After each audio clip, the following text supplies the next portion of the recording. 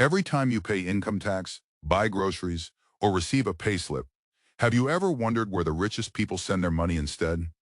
In a world of rising living costs, one small island quietly sits at the center of global finance, not through beaches or tourism, but through paperwork, trusts, and secrecy. This matters now because inequality is growing. This is the story of Jersey Island and how wealth is legally made invisible. Jersey is not a tropical paradise. It's a rocky island in the English Channel, closer to France than Britain. Yet trillions of pounds flow through its financial system. On paper, it's orderly and regulated. In practice, it's often described as a tax haven, not because money is stolen, but because it's hidden in plain sight. To understand why, we must look beyond the postcard image and into boardrooms and law offices. The word tax haven conjures images of secrecy and wrongdoing. Jersey's defenders insist everything is legal, and largely they are correct. What makes Jersey controversial isn't blatant illegality, but how the rules are written, interpreted, and exploited. This gray zone between what is legal and what is fair is where this story lives, and it's a system built with the help of London's financial elite. For decades, Jersey has marketed itself as stable, discreet, and business-friendly. These aren't accidents. They are selling points. Banks, law firms, and wealth managers promote Jersey as a place where assets can be protected, taxes minimized, and ownership obscured. To critics, this protection looks more like insulation from public responsibility, from scrutiny, and from tax authorities elsewhere. This documentary is not about accusing individuals of crimes. It is about systems. Systems that allow vast wealth to move differently than ordinary wages. Systems that shape who pays for public services and who doesn't. To understand Jersey's role, we need to step back in time to its unique political status and its financial reinvention in the late 20th century. Because Jersey didn't stumble into this role, it was designed, carefully, quietly, and with powerful friends. The next chapter begins with history, sovereignty, and a loophole that would change the island forever. Jersey is a crown dependency, not part of the United Kingdom. This constitutional quirk gives it control over its own tax laws. Historically, this autonomy protected local traditions. But in the post-war era, it became something else, a competitive advantage.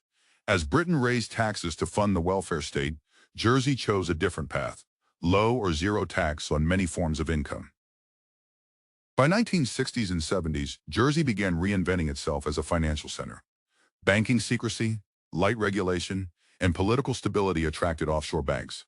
Importantly, Jersey was close to London, geographically and culturally. English law firms and accountants found it easy to operate there.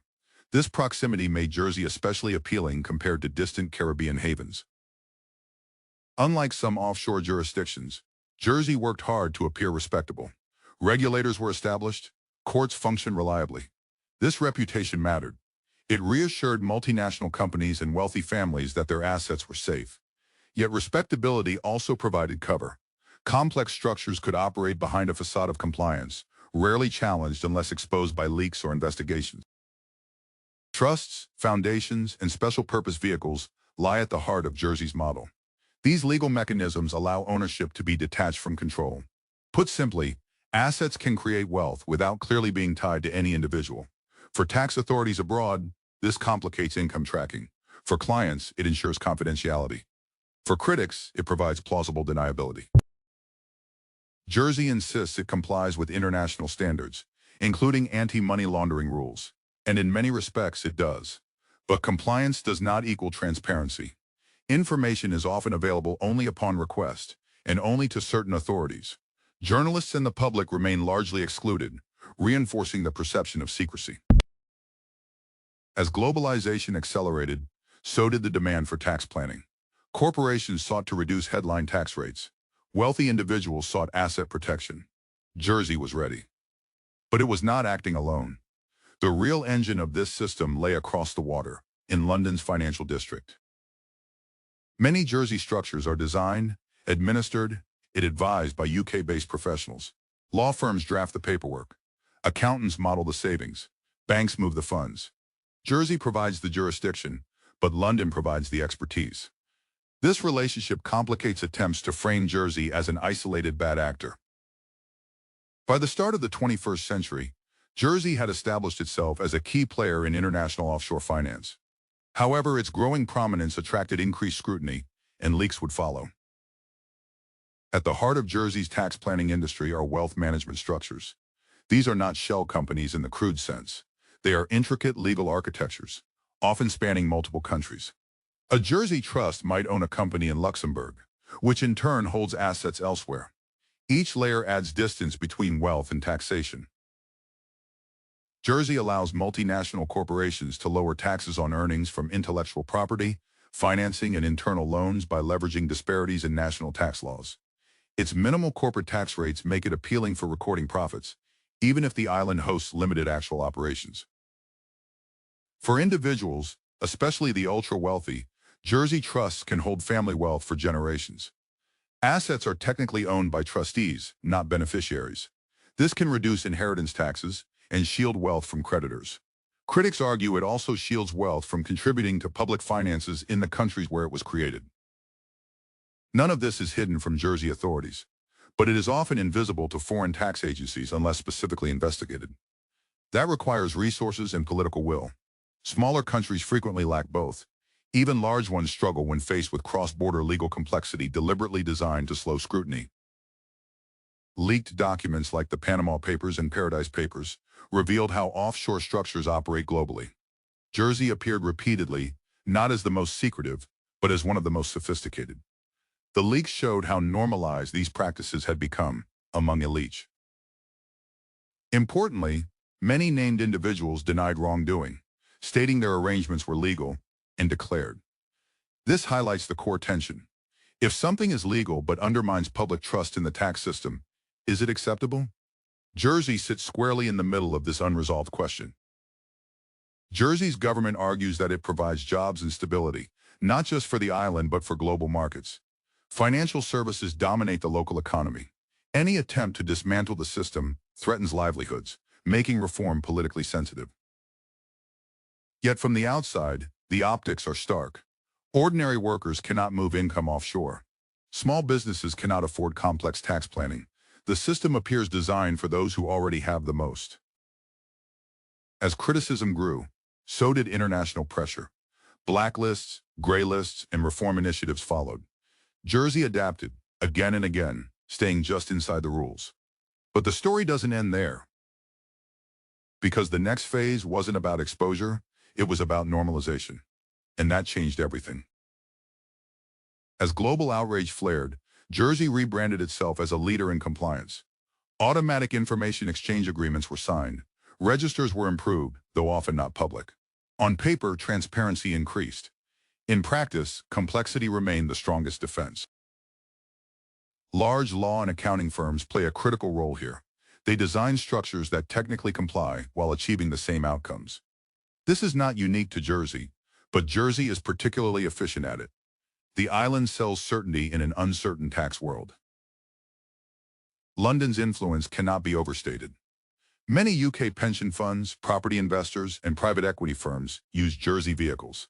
This creates an uncomfortable dynamic, public institutions benefiting from private tax efficiency. Private equity in particular relies heavily on offshore structures. Jersey partnerships can channel global investment while minimizing tax leakage. Critics argue this concentrates wealth and raises housing costs, especially when offshore funds invest in domestic property markets. Defenders counter that without these structures, capital would simply go elsewhere. Jersey, they argue, competes in a global race it did not create. This raises a deeper moral question. Should fairness be sacrificed for competitiveness? For developing countries, the stakes are higher. Capital flight through offshore centers reduces tax revenues needed for healthcare and education. Jersey disputes responsibility, but the effect of global systems is cumulative. Despite reforms, calls for public registers of beneficial ownership persist. Jersey has resisted full public access, citing privacy and safety. Transparency advocates see this as the final barrier protecting anonymity. The debate is no longer about whether Jersey follows the rules. It's about who writes them, and who benefits most when they're followed to the letter. Governments are under increasing fiscal strain, leading to decreased tolerance for aggressive tax avoidance. Jersey's fate hinges on how this dynamic unfolds. And that brings us to consequences, intended and unintended. The most visible consequence of offshore tax systems is inequality. When wealth avoids taxation, governments rely more heavily on consumption and payroll taxes. These fall disproportionately on middle and lower income earners. Public trust also erodes. When citizens believe the system is rigged, compliance drops. This creates a vicious cycle, weakening democratic institutions and fueling political polarization. Jersey itself faces reputational risk. While the finance industry brings prosperity, it also exposes the island to global backlash. A single scandal can have outsized effects on a small jurisdiction. International organizations like the OECD continue to push for coordinated tax reform. Minimum corporate tax rates aim to reduce the incentive for profit shifting. These efforts directly challenge Jersey's traditional model. Jersey is working to broaden its economy by emphasizing fintech, funds, and compliance services, striving to evolve while preserving its essential allure. Still, critics argue that without deeper transparency, cosmetic changes won't address the underlying imbalance. The question remains unresolved.